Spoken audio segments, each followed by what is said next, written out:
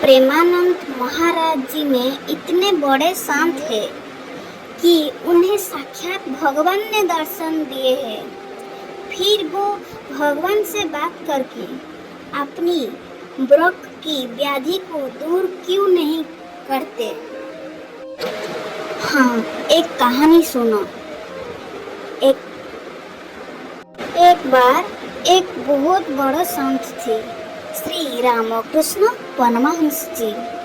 से महाकाली की ऐसे अनन्य भक्त थी कि वो घंटों बैठकर माँ काली पर ध्यान करती थी। वो माँ काली से प्रत्यक्ष सान्निध्य करती थी। फिर एक समय आया जब उनको गले का कर्क रोग हुआ और उनकी इतनी बुरी हालत हुए थे कि उन्हें गले से खाना खाने में भी दिक्कत होती थी। तो एक दिन उनकी एक शिष्य नरेंद्र जी ने उनसे पूछे,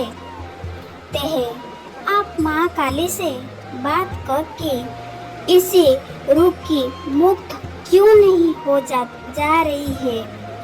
तो रामकृष्ण कहती है, ये रोग मेरी पहले जन्म का किसी पाप का फल है।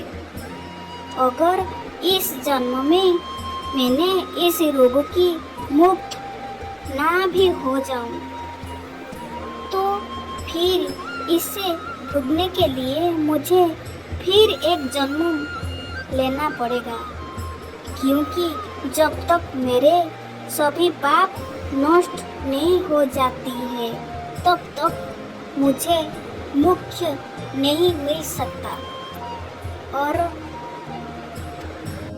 और मैंने इस जन्म में परमात्मा प्राप्त करना चाहता हूँ। जब श्री रामकृष्ण परमहंस जी का अंतिम समय आया तो वो बिस्तर पर लेटे थे और उसी अवस्था में वो महासमाधि लेकर माँ काली में विलीन हो जाती है।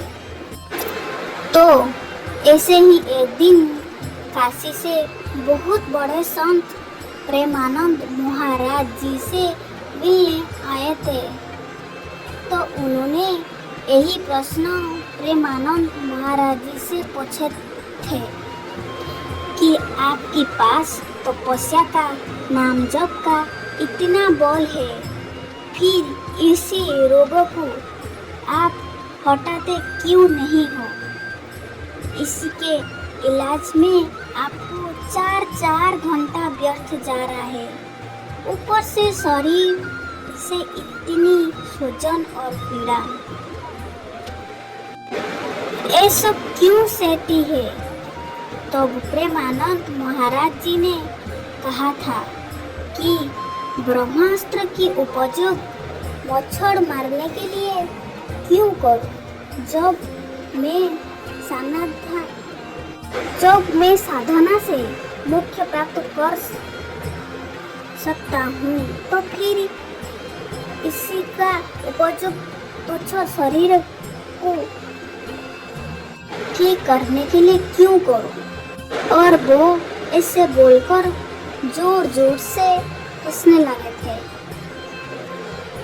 आज के समय पर प्रेमानंद महाराज साक्षात भगवान की स्वरूप है। इसलिए जब भी आप लोग की समय मिले